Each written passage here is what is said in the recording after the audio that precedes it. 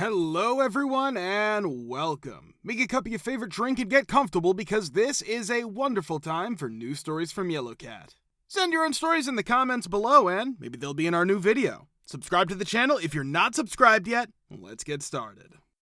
Bosses of Reddit. What's the craziest thing a worker's done at work? Did you fire them? Part 5.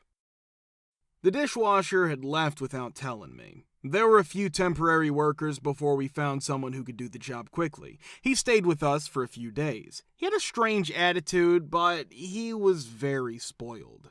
The last straw was when he was late to work twice in a row. The last day, the shift begins at 9. He comes in at 9:15 the day before. At 9:15, when we're very busy, my lead sees him standing in line. He jumps to the front of the line, squeezes past our regulars, and starts yelling for food. Yo, give me some of them potatoes and put some cheese on them. I want some eggs and bacon. She tells him that he has to wait in line because he cut in front of a lot of people. She also says that we're busy and can't help employees right now. Give me some breakfast now, he says over and over. To avoid a fight, she only wants to get rid of him and serve the people who have paid. He only gets some potatoes and bacon, and she tells him that's it. She then talks to the next customer and says sorry. Yo, look at what your girl just gave me, he sneezes at me as he walks to the back. Yes, that plate is pretty sad. 5 pieces of potato and a bacon piece. I don't know what's going on, but I say, from my point of view, your shift began 15 minutes ago. You had to wait in line, and now you're late for work, and you're upset about the free money you got? I think you should just eat what's there and get going with your day. We'll get you breakfast when we have more time.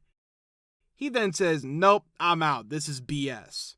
I said goodbye just now. I left and he left. I still don't understand how he came to feel the way he did. My cold bar girl was another girl who was very hard to get to wear an apron. They are an important part of the uniform. In addition to keeping us clean, they also keep us safe. If we spill something hot or wet on our fronts, the apron will protect our legs and torso. You have to wear one to work. She would always say, please go get your apron when you have a moment, or may I get an apron for you? Please don't forget your apron. She said it was dangerous for her because they were so long, but I'm even shorter and I never have any issues. Besides that, it's simple to roll them up. One day, she just burst out. Me, when you have a moment, please go get your apron. It's been hours. She said, you know what? I don't have time for an apron. I'm busy with something called cooking. You haven't heard of it. She's yelling all of this as she walks out into the lobby where people are, but I'm not there. I also work for her and cook for 4 times as many people as she does. She cuts up food. It's enough for me. The girl doesn't think I'm important, doesn't listen, and is swearing and yelling at customers while defying me. I grab her from behind and tell her that what she's doing is wrong and can't go on. I tell her that the apron is part of the uniform, that it only takes seconds to put on, and that it will keep her clean. I stop at apron. She explodes again. I quit. You know what? I gave up. I had to quit. Your effing apron is fine to keep. Your effing hat and name tag are yours to keep. This job is effing stupid, and so are you. She's yelling as she tries to put on her uniform. Both of my bosses are in the kitchen and can hear and see everything I do. It's really funny. Going back to work because I need to is really hard for me because I want to laugh. Despite her anger over an apron, she's leaving her job in a big way, but no one's really upset about it. F! That's it for her yelling at us. My bosses follow her down the hall and help her leave the building. I'll do my best to condense this lengthy tale. I worked in a big data center at the start of my career, rapidly rising through the ranks and receiving new responsibilities every few weeks. We used about 300 backup tapes a day in this data center, and the tape manufacturer offered a kinda reward program based on how many tapes you purchased. Consider them as you would airline miles. For context, we purchase a few million tapes every month. My boss summons me to his office and requests that I take over the management of the rewards points we have been receiving from the manufacturer. The person who had been handling it had been experiencing issues recently, including a difficult divorce, questionable behavior at work, frequent absences due to illness, etc. We'll refer to him as Rob. We purchased fireproof racks and other work equipment with these reward points, or so we believed. Later, more on that. Rob provides me the login credentials and password after my boss requests them from him and informs him that I'm taking over. Rob informs me that we have points in our account valued at roughly 50,000 USD. I called the fulfillment company for help because I was having problems logging into the account via the website. I mentioned over the phone that I was taking over and that I needed the account information. The girl answering the phone asked, "Which of your accounts?" I'm perplexed because I was unaware that there were multiple accounts. Please provide me with the login information for each of these accounts, every single one of the 4 accounts. After receiving the logins, I log into every account. There was roughly 50,000 points in the account Rob had told me about, but there were many more in the other accounts. Rob had apparently been making use of these other accounts as his own Best Buy. He had already used up nearly $1 million worth of points for workstations, stereos, TVs, watches, personal laptops, and cameras. He would pack his new Lexus SUV to the gills and have everything shipped to the loading dock. I have no idea how, but somehow he found out that I had solved his puzzle. I informed my supervisor, and legal got in touch with them right away. I explained how I worked everything out during my interview with legal. A week or so later, legal arrived and persuaded him to talk. He had a pension and other benefits because he had worked for the company for nearly 20 years. He left for the day due to illness after speaking with legal and never returned. He became ineligible for termination while on leave and was placed on long-term disability. His belongings were off limits to us for months. As requested by legal, his office and computer remained unaltered. While out for a run a few weeks after this incident, I spotted him in his car. Both I and he saw him. I figured if I had trees protecting me, he couldn't run me over, so I took off into the nearby woods. Reddit, who has an a-hole neighbor / HOA, what's your story? Part 5. I rented a home in an HOA neighborhood, and the homeowner was from out of state and never talked to or met him. Despite having lived there for 5 years, I never got to know the HOA members or knew when their meetings were, nor did I ever receive a letter informing me of their policies. Every now and then, a problem would arise and I would fix it right away. My property management company sent me a letter one day that included pictures of our house with trash cans and other items left outside. Apparently, the president or vice president was taking photos of all sorts of activity that breaks their rules. These pictures were sent to the homeowner, who then forwarded them to his property manager. The images were hard to read because they were in grayscale and distorted to odd proportions. I looked at the pictures for a while before realizing my house wasn't in any of them. To even be able to take the pictures, I'd have to stand with my house behind me.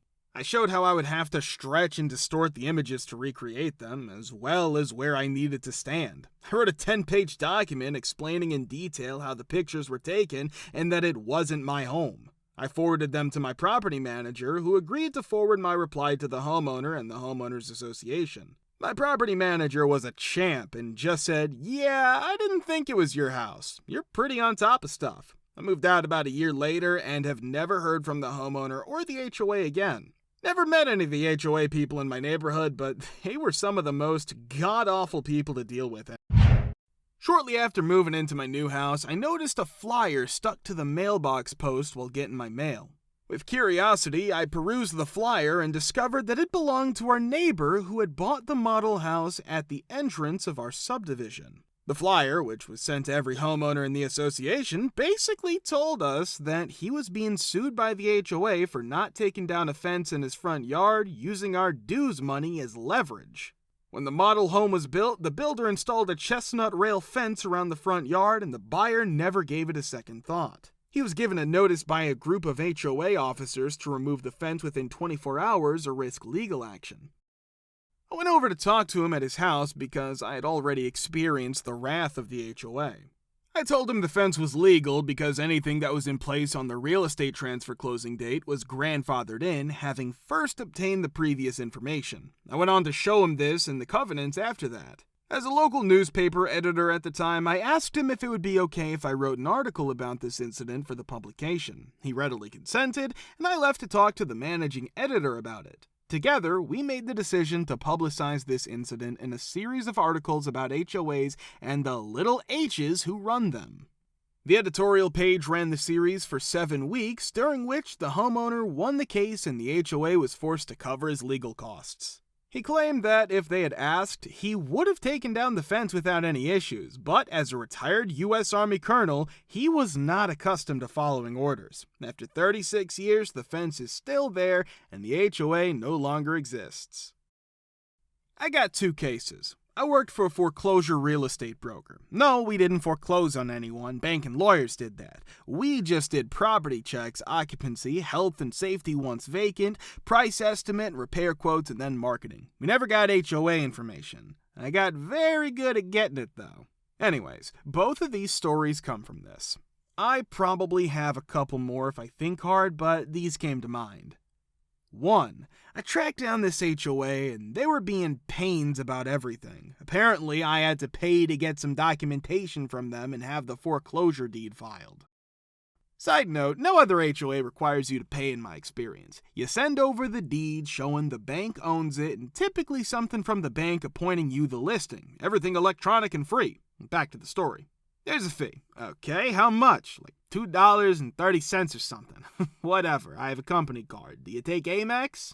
Nope, cash or money order only. No checks, no card. Seriously? I need these documents tomorrow and it's $2. I'm across town. Can you make an exception? Nope. Alright, cool. I'll send you cash in the mail then, because I don't have time to deal with this.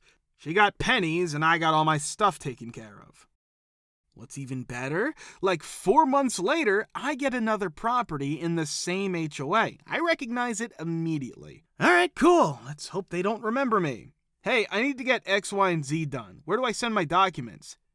You sound familiar. Are you the guy who sent me pennies a few months ago in payment? S. 2. I have a house I'm back and forth on. Typically, HOAs in Dallas are by the subdivision. You don't have many that are just one street. I'm looking around and I'm getting mixed answers on if this is HOA or not. Some yes, some no, all within a couple streets. Finally, I tracked down a listing for a couple houses down like a year ago. Call the broker and beg for help. Oh yeah, I'll get it for you. I never heard back. I finally stumble across something on one of the random corporation sites about Shady Street HOA Inc. or something along those lines. If. It's been a week and I'll give it a try. Someone answers. Apparently like 15 houses on this one street are in the HOA and it's like 25 a year. Okay, cool. Couple years back dues. Can you send me a statement so we can get the invoice up to the needed people? Sure, I need you to mail me the deed and any supporting documentation. I have it scanned, I can email it to you. What's the address? We don't use email for anything. Just mail it to 123 Shady Street and I'll mail you back a statement. Yep. In 2012, some people didn't send anything electronic and only accepted mail. This wasn't anything about the original. He accepted the scanned and then printed copy that I had. Getting the closing documents from them was terrible. The roof began to leak in several places inside the house. Call the HOA because they're in charge of building maintenance on the outside. HOA, I'm sorry, I can't fix it right now. Me, fine, I'll hire someone to fix it and bill you effers. HOA, if you even think about touching that roof, we'll sue you. Me, then why the H am I giving you money? Months later at HOA yearly meeting, HOA, yeah, so we've been audited, and if we don't come up with a certain amount of money by next year, we're probably going to be unable to do any sort of maintenance in the future. Me and other owners. You don't do any upkeep to begin with.